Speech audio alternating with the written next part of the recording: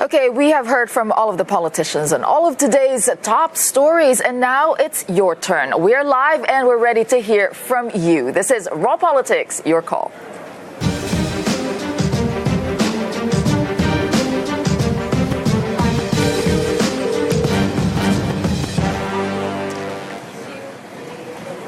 Thanks for joining us tonight here on Raw Politics, your call. We're live in the European Parliament in Brussels. And the first question we're putting to you tonight is, does the European Union need saving? Because the President of France, Emmanuel Macron, seems to think so. Today he put out a letter, now not just to the French people, but rather to the whole of Europe. He had it printed in multiple newspapers across the continent, saying that Europe needed a renaissance, that never had the continent been in such danger, and he fears a so-called mass retreat to nationalism. So we want to get your thoughts on that letter by the French President Emmanuel Macron.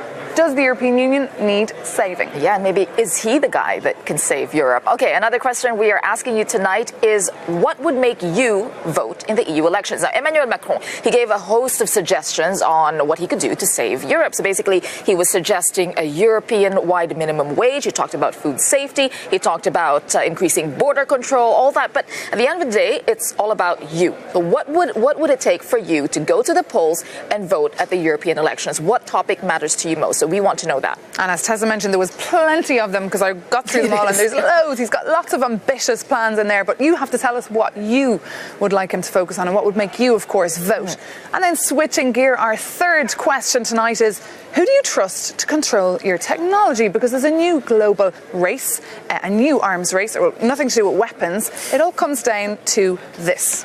Your mobile phone. We all have them. The battle for 5G is very much on, and the Chinese tech giant Huawei may have the edge. But the US says that the company's links to the Chinese government is just a little bit too close for comfort. So we want to get your thoughts.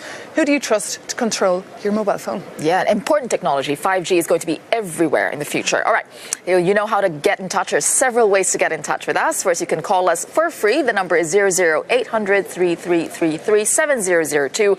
Our colleagues Philip and Victoria, they are waiting for your calls, so do call in. Also, we are on social media, of course, Twitter, Facebook, Instagram. I'm there. Use the hashtag #RawPolitics, and you can also find us on Skype. Don't be shy, of course. Use your Skype, and then we get to see you, because you can see us. You're fed up of us. We want to see you. We want to know what you think about all these topics. And when you get via our control room downstairs, you'll be straight through to our MEPs who are joining us here tonight. We've got Linnea Engström. She's a Swedish member of the European Parliament from the Green Party, so a hardcore pro-European. Yeah. And we have Ignacio Correia, an Italian member of the European Parliament who's from the Five Star Movement, the Italian party, and he sits here with the Europe for Freedom and Direct Democracy. So you sit with UKIP, you sit with Nigel Farage. A little more Eurosceptic. A lot of outgoing MEPs. So I'm curious to get your take. Before we go to them tonight, it's going to be interesting. Let us get all the latest headlines from our team in Lyon with Isabelle Kumar.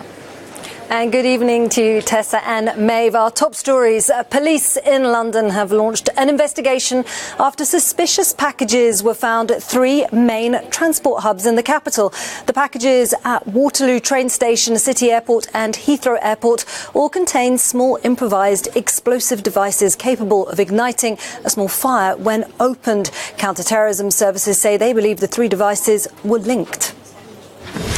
Emmanuel Macron's roadmap for a European renaissance has prompted response from EU leaders across the continent, and the feedback is largely positive. European Council President Donald Tusk has backed up Macron's concerns around external players undermining EU elections. Hungarian Prime Minister and EU critic Viktor Orban has also commented he welcomed Macron's initiative for talks on the EU's future. And in Canada, the scandal that has engulfed Justin Trudeau's government continues to grow after the resignation of a second key cabinet minister in a matter of weeks. Well, Treasury Board President Jane Philpott has stepped down, citing loss of confidence in the government's handling of a corruption inquiry involving a major Canadian engineering firm. And those are our top stories. Now back to you, Tessa and Maeve in Brussels.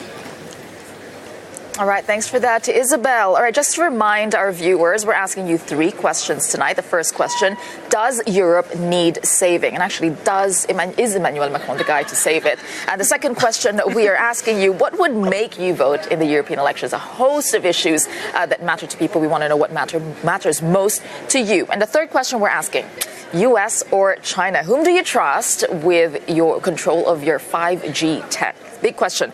All of us are connected these days. So China or US? And good evening, of course, to all of you who are watching us live tonight on our Facebook stream.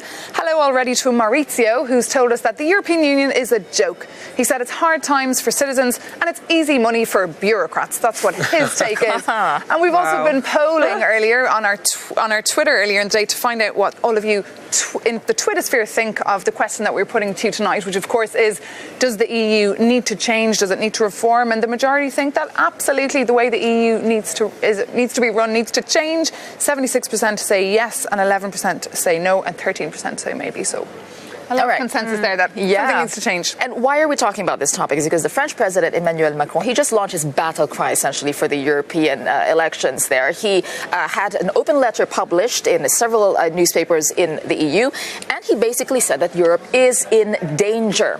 And he says it's never been in more danger since the Second World War. I mean, that is quite a big statement to make. And one of the biggest dangers, he says, that Europe needs protecting from are the populists and the nationalists. So I'd like to ask you, Ignacio, does Europe need to be saved from populists and nationalists like your party, as it would be described?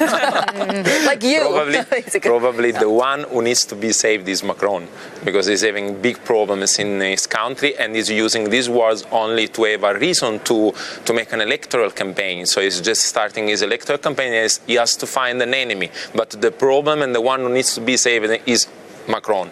And another thing to say is that probably Europe and the European Union needs to be saved from people like him, because he's the one who represents the strong powers who are really far away from European citizens. The idea of European Union representing only the rights and the interests of multinational corporations or big financial powers or big banking system like Macron does is completely wrong. If people is far away from this union, the reason is because of people like Macron and his friends. Linnea, you must agree. I think this is a really serious threat when you're saying this, because you're undermining our democratic system. I mean, I'm not a fan. I'm a Swedish MEP. I'm not a big fan of Macron, but he's still a leader in these very, very difficult times. And look at what he's doing with climate change. He's still providing us with a vision that we could be carbon free by 2050. I mean, that's the kind of leadership we need. And what we don't need is people undermining our political leaders and our system when we're under a constant threat from different a variety of threats, really. And Linny, you mentioned there climate change. Emmanuel Macron actually sat down last week with 2 of the big climate change activists, Anuna and Kira from Belgium and Louisa from Germany. He took 2 hours out of time to prove that, that's something he is focusing on. But let's take a caller. We have Peter standing by tonight to talk to us from Liverpool. Thank you so much, Peter, for giving us a shout here tonight. Do you think the European Union needs saving? Actually, I'm from Poole, not Liverpool. Poole, excuse me. Okay. So, the European Union needs saving for a number of reasons. First of all, despite all its faults, it fulfills the need for internationalism. The nation state, if you think about it, is dead because it's powerless in front of global capitalism. Nationalism is also discredited because it leads to excesses. All you have to do is think of national socialism, and you know where that led. Communism is equally dead. So there is a dearth of ideology that has to be filled by, somebody has to fill the gap. Personally, I have enjoyed 70 years of war-free Europe, at least in the majority of Europe. And I'm grateful to the European Union for that. It's basically the only thing that would save Europe is if Europe faces the world united. Okay, and you're competing against China, we're competing against the United States. I agree. Okay, I agree. Ignacio I totally agree, agree. and our Belgian MEP said that exact same point last night. We had Catherine Van Bremt on last night. Yeah. Every month we go to Strasbourg, and if you travel around Strasbourg, you can really see the shape, the evidence in the landscape of those wars that we fought as Europeans. And it's disgraceful. Like, a whole generation of men died. That's why we're here. It's an incredible thing that we're sitting here and still legislating together. I think that's something to observe. Yet those constant summits just end up being squabbling. We all agree on that. There are many good things that have been done during these last 70 years, and this is probably the most important one. So keep the peace in a country that has been in trouble for decades and centuries. But the point is that after 70 years, we have to do some progress. So we have to change priorities, because the priorities that we had during this last year are not close to the needs of citizens. And I'm not a nationalist, I'm not an anti-European, I'm against the ideology of left and right. I'm just talking about the future of Europe, standing all together for a different Europe, a social Europe, closer to the citizens and a little more far from the interests of the big that are represented now. But because Peter was talking about, if you remember nationalist socialism and where that led, and communism. Both. And we understand you are from Five-Star Movement, but then your government, you also have the League, which takes a more, hardline stand. I know. But we're talking about these kinds of rhetoric. No system is perfect. No relationship is perfect. No person is perfect. This democratic project has a lot of flaws, but still we're legislating for soon to be 27 countries. That's something to be proud of. What we need is to promote the European project even more. But what Peter was saying... We do good laws. We have to be proud. Yes. And if you can agree, because Peter from Poole there was saying, you guys need to be united sometimes to get things done, because the EU has just been muddling on now for years and years and years. Constant summits, endless late-night meetings about be it migration crisis or various different matters, but very little actually getting done. I just want to ask Peter. Peter, are you still on the line? Do you think that I know you like the European project, but do you think the EU needs to change something fundamentally? Well, it needs to become a little bit more socialist, to be honest with you. Your country just saw Brexit. There's a lot of your skepticism there. So do you think, what do you think needs to change fundamentally? In Europe? In Europe, yeah. Well, the reason why the populists, you call them populists, they're basically effectively the precursor of something a lot worse than that. They are basically criticizing Europe for austerity. That's the major problem that they have cotton onto. And to be honest, I disagree with austerity. I do not think that this is the way forward. Europe has to become a lot more liberal than it is. By that I don't mean a lot more socialist than it is, rather than a lot more liberal. Because the things are completely different. Sure. In socialist and liberal values, but not austerity policies. And there I think we can agree that these austerity policies are really, really destructive for our societies. European citizens have seen a tremendous decrease in living standards these last years. And caused by... Yeah, but that's affecting... neoliberalism, which is the recipe. There has been but that's what Peter from Poole was saying. We need some more social policies. And I want to bring in this opinion from Katia Ferreira on Facebook, because she says Macron should be asking himself, and as should other leaders, why are people becoming nationalists? Actually, that is a good question. Or why is this move, like the rise of such parties? So, why? What I can say, for example, the Five-Star Movement, which has nothing to do with extremism, which you know what Five-Star Movement is.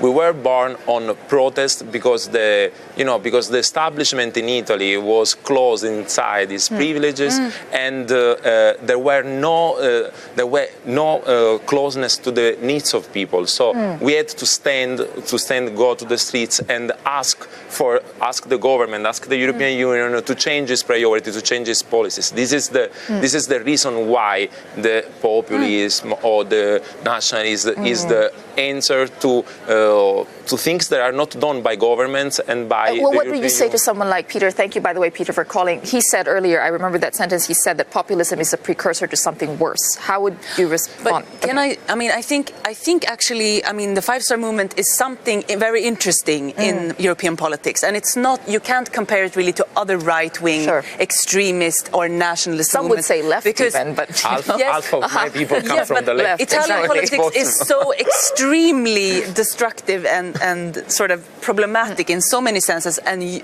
your initiative was, at least in the beginning, very interesting in a way of mobilizing ordinary people, ordinary citizens. I think we just have to realize that, we are made to recognize threats everywhere. So we recognize that's how our brain are functioning. So we tend to see more, we tend to be more inclined to listen to threats and to scaremongering. Okay, last comment before we go to a break. Okay. Visions about the new Europe. I can give you a plastic example of what we're saying. We had government coming from the left speak, from the left who didn't do anything socially speaking. The five-star movement government, this last one, was the first who bring the minimum income to Italy, who increased the pensions. Which Macron was also suggesting, by the way. Suggestion. Everyone talks, and we are the one who does. Has that been implemented? Well, let's get your thoughts on that. I think we're so this is the point. We will have to. Just to remind our viewers, there are many ways to get in touch. You can call us. The number's on your screen, 00800 333 7002. And I really want you to use the hashtag because I'm waiting for it. All right. And the questions that we're putting to you tonight: does the European Union need saving? What would make you vote in the European elections taking place this May? And finally, who do you trust to control your technology? Get on the phone or get on Skype and put your comments and all your tweets, and we will address them to our panel. We'll be back.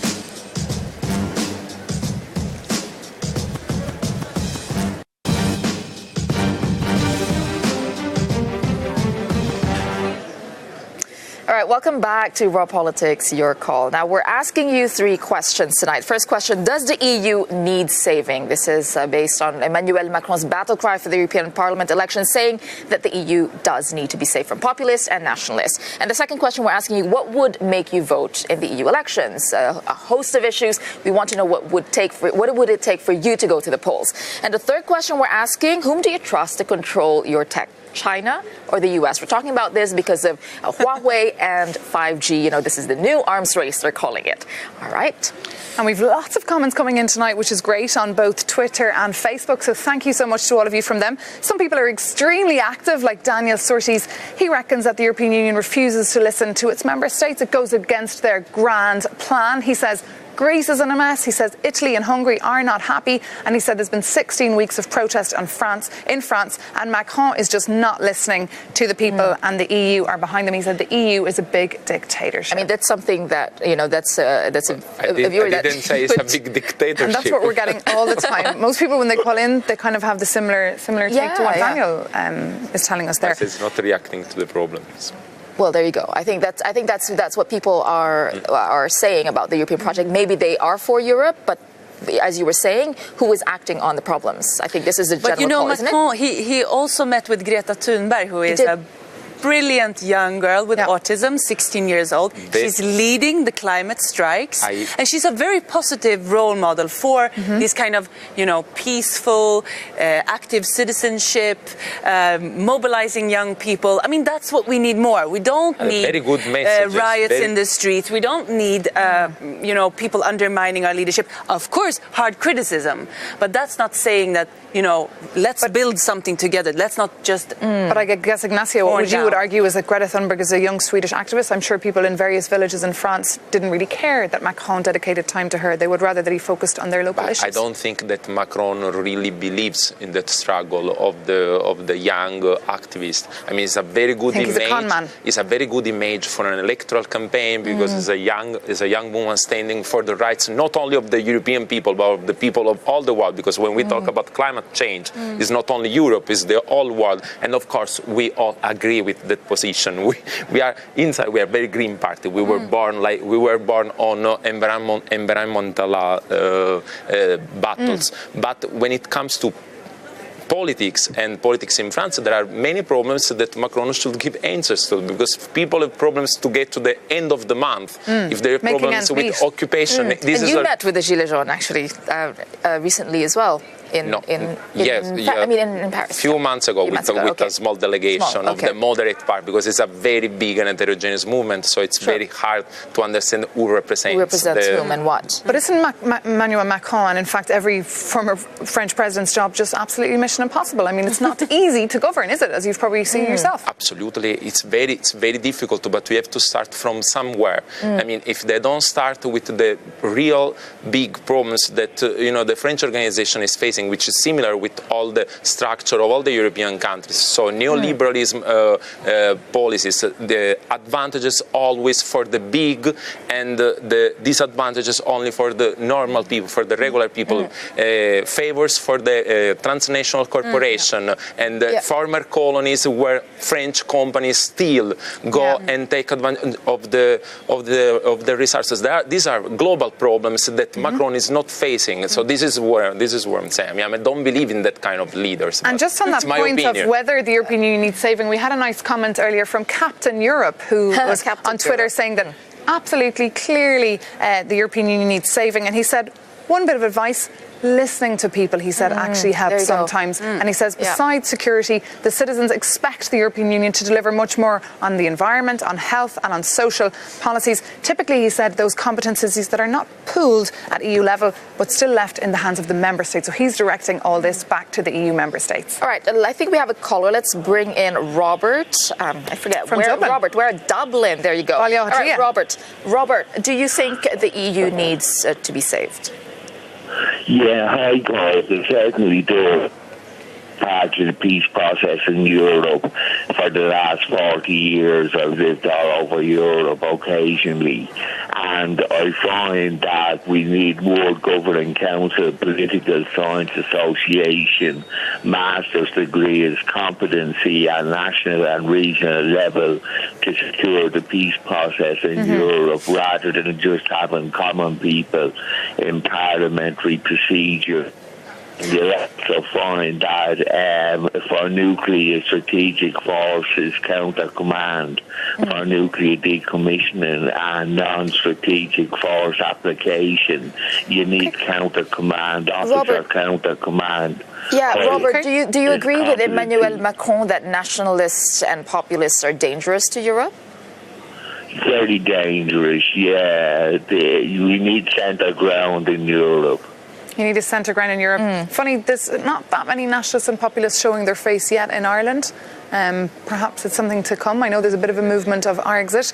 Colleagues of yours actually on the Europe for Freedom and Direct Democracy group have been trying to push that, holding various seminars in Dublin that Ireland needs to get out of the European Union. But as polls have seen today, that is not something that Irish people want. No, it isn't. Linnea, what do you think about what Robert was saying? I think he's right. I mean, but that's what we're trying to do in this part. I mean, I am in fisheries. I work with oceans and fisheries. That's a natural resource that we have to share, that we really have to cooperate with. It's very interesting for Ireland as well, because they were very, very dissatisfied with the quota that they got through this allocation key from the European Union. But still they're in, still they're negotiating with us. That's how we do policy here. We sit and we argue, and it takes a long time, but still, that's what I'm saying. We're doing something, and it's not perfect, but it's cooperating. And I guess it's not so easy to sell the EU as a project, because essentially it's a community of law. Still, I mean, national leaders, they are blaming everything that is good. Bad on the EU and taking credit for everything that is good with the EU. So when we do something good in this house, national member states leaders, they take the credit for that. And if it's something bad, they point the finger at us. We've seen because we're far away. We're so far away. I don't think at all that nationalism is the answer or is a solution. I'm completely against that. So we agree. The problem is that the European Union, even with the Lisbon Treaty, is still an incomplete project. And speaking of Ireland, Ireland is one of those examples examples of states that make a different fiscal policies and that can be considered inside a community a fiscal paradise. So this is one of the, for example, big multinational corporations, the web giants, go and get their fiscal basis in Europe in countries like Ireland. Yeah, well, or Ignacio, speaking of Ireland, Robert, I believe, is still on the line. Thanks, Robert, for staying there with us on the line. I believe you wanted to jump in. Yeah, please, if I may. Go for it. I've been noting the Chinese Parliament last night had enormous manners and courtesy when the Premier was speaking, and his speech was fantastic. And the competency under the Shanghai Cooperation Organization Treaty is exceptionally high. The academic qualifications has counter-command nuclear strategic forces application. So if we can have master's degrees at World Governing Council Political Science Association candidates going forward, we'd be able to academically remove the impotence and the discord that's taken place for us. Okay. Thanks for that, Robert from Dublin. And just want to bring in a comment from Gary from Berkshire. Thanks for that, Gary. He's a loyal viewer. The more we move away from representing the views of the people, the less they listen, the less attractive politics becomes. I think that's the crux of the matter at the end, regardless of what side of politics you're on. It's just about now everyone's on the listening tour. We're talking about that on the show. Suddenly now everyone wants to listen. And what's interesting, what's interesting as well, just what you mentioned earlier, I was really interested in that point you made about the treaties. The problem now with the EU is it is so rigid and it's so bound to these treaties. And Emmanuel Macron made that point that these treaties needs to be changed. I mean, things like the Strasbourg Commission. These are not good times to change. I know. Don't even go there. No. It's not a good time. Another 2 years for another. No changing. Okay. I know. But then you're locked into things like the Strasbourg Commission. They should have gone beyond when it was the good time to do it, probably, at the end of the 90s and the very start of the new millennium. That was the good time. Now it's pretty difficult to do it. Yeah, that's something that you all agree on. Yeah, absolutely. I think that's a very sensitive topic, especially here in Brussels. All right, just to remind you, there are many ways to get in touch with us. You can call us, you can find us on social media, and call us on Skype as well. So absolutely, don't be shy. We want to see your face. Thanks already to Robert there from Dublin for his call, and Peter from Poole. And we're asking you tonight, does the European Union need saving? And what would make you vote in the European elections coming up in May? What policy areas would make you go to the polls between the 23rd and the 26th of May?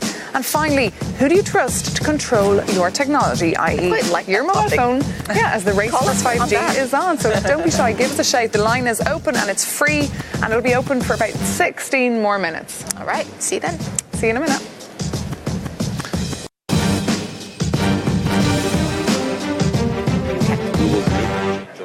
Welcome back to Raw Politics, Your Call. So again, we're asking you 3 questions. Does the EU need saving? Second question, what would make you vote in the EU elections? So this is both questions based on the fact that Emmanuel Macron has issued his battle cry and saying that the EU needs to be saved from nationalism and populism, and had given a host of suggestions on what to do with Europe. And the third question, whom do you trust to control your tech? Is it the US or China? Now, we're asking this question because today the Huawei, the 5G tech company from China, they just opened a cybersecurity center here in Brussels, in fact, today. And also the US has been issuing warnings and telling its allies, its European allies in particular, to not use Huawei's technology.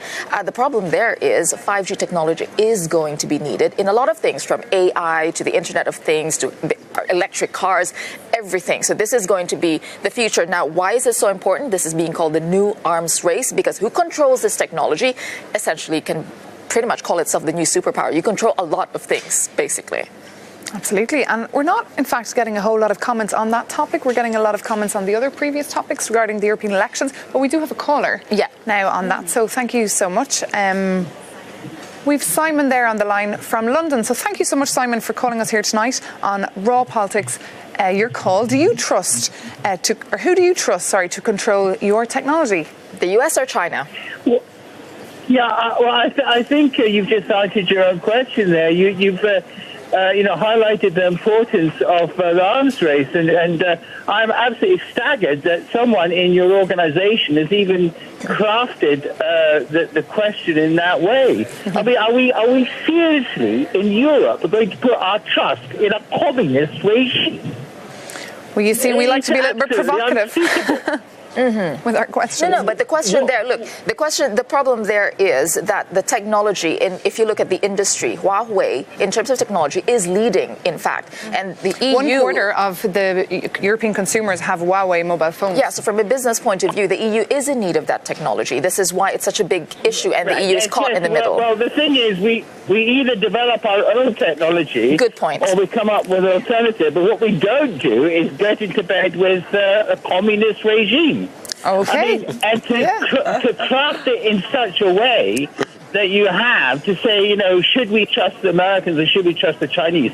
Let's be absolutely clear that peace, security and prosperity has endured throughout Europe for the last 49 years as a result of the United States Navy and Her Majesty's Royal Navy keeping a nuclear deterrent as we speak.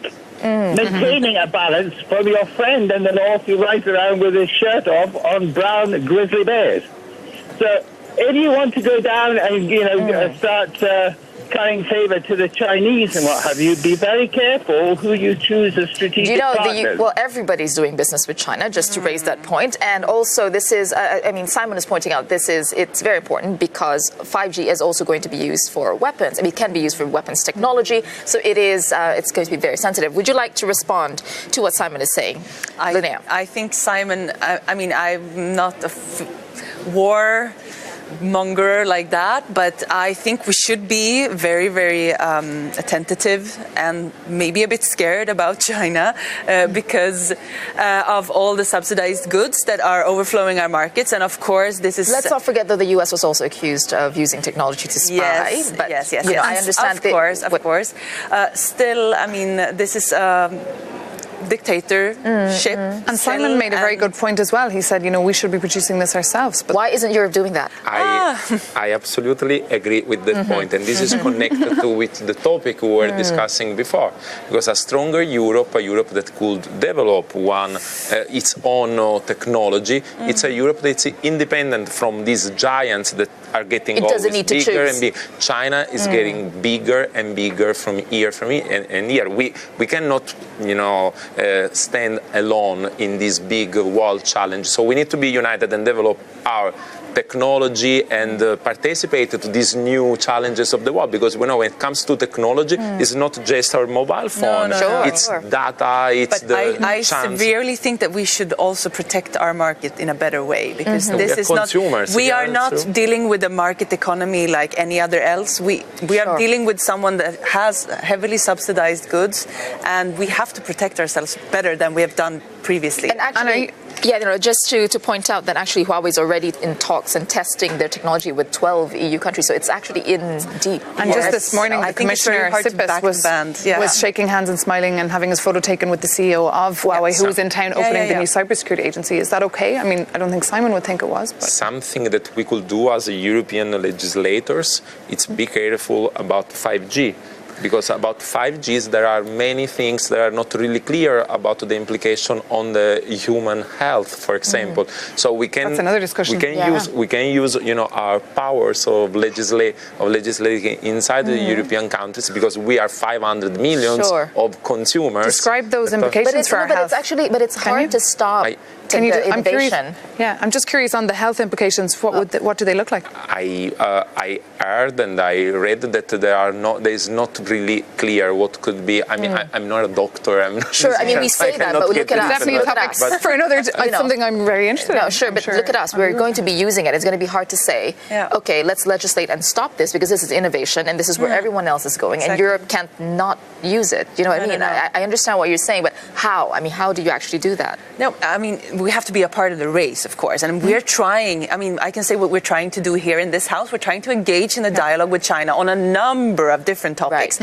I mean, my feeling is just that it's quite hard, actually, because they are very advanced and they have a very, very good system of using this technology. And so is Europe powerless against China? Is that where we are? Not powerless, but we definitely were a little brother with a big dad, and that we just have to realize that we have to protect ourselves in another sense, that we've been realizing that we there. If we go back to the questions, okay, very quickly because we have to go to a break. If we have to trust the United States or China, I wouldn't trust none. You wouldn't choose any. Well, there you go. That's Ignacio's answer. All right. Just to remind you, you can call us and get in touch several different ways. All of the information is on your screen. And Matteo is writing in to say he wouldn't trust either. He said the EU should move on their own. Thank you, Matteo, for that comment. And don't go anywhere. We'll be back in just a minute. Our lines will be open for about 7 more minutes. So get on the phone. It's a free phone number and tell us what you think, whether the European Union needs saving or not, what would make you vote in the European elections coming up in May, and who do you trust to control your technology? They're the 3 questions we're putting to you tonight here on Raw Politics, Your Call. See you in a minute.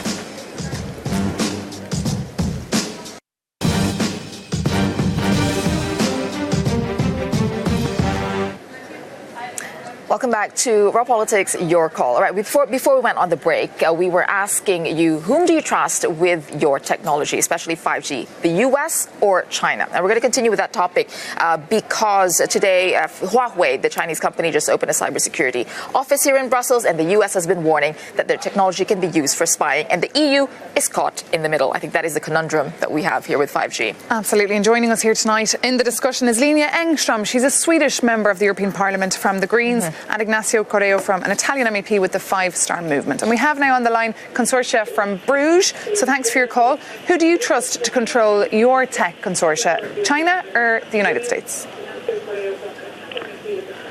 Hello. Hello. So tell us, who do you trust to control your tech, China or the US? Well, actually, I am just wondering why all of a sudden that most of the gadget products that are used to be manufactured by Europe or how you call that, US, are now being transferred to China. We have to be very careful about this because for maybe some people are not aware of that. China is trying to become a global economic power. And so their tendency, their aim is to manufacture products that are not really, how do you call that, quality. They are more on the quantity. Okay. And so what they try to do is like just manufacture, produce more products that would be used for current consumption. It does not stay long. Yeah, I have a camera that is stay already more than 20 years and it's still going on, except that we cannot use it anymore because of technology. Well, China makes everything now, right? Made in China. It takes only about 2 to 3 years. It just stop for no reason at all. Yeah, there you go. And because they really make the products good only for to sustain only for a period. Okay. It's not really like that we can keep it. Consortia, we're going to ask our guests to respond to what you are saying. Consortia, that we used to have. Yeah. And then also Europe must be very careful because China the ingredients are not. Not pure. A very passionate consortia there. Thank you so much for your input. More quality, not quantity, was the point from our And I think the point you were making about China, the EU coming together because there's the rise of China. We can never compete with this very, very low environmental and social standards. But still, we're trying to do that. I mean, if we talk about technology, that's exactly what our caller was saying. Consortia, you're extremely right. These are products that are just made to break in 1 year. And then we can never, ever, we're breaking our whole society with competing with these products. And that's, of course, technology as well. When we're talking about technology, we have to take into account that this has been manufactured in a very environmentally and socially unsustainable way. We'll have to leave it at that because we're really running out of time tonight. We have time for tonight's last word.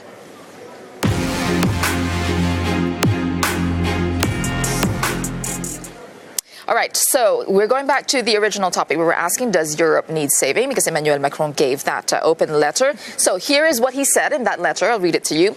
We do need to do more and sooner, because there is the other trap, the trap of the status quo and resignation. Faced with a major crisis in the world, citizens so often ask, where is Europe? What is Europe doing? It has become a soulless market in the rise. That is Emmanuel Macron. Thank you for joining us tonight, and do join us again tomorrow. Bye.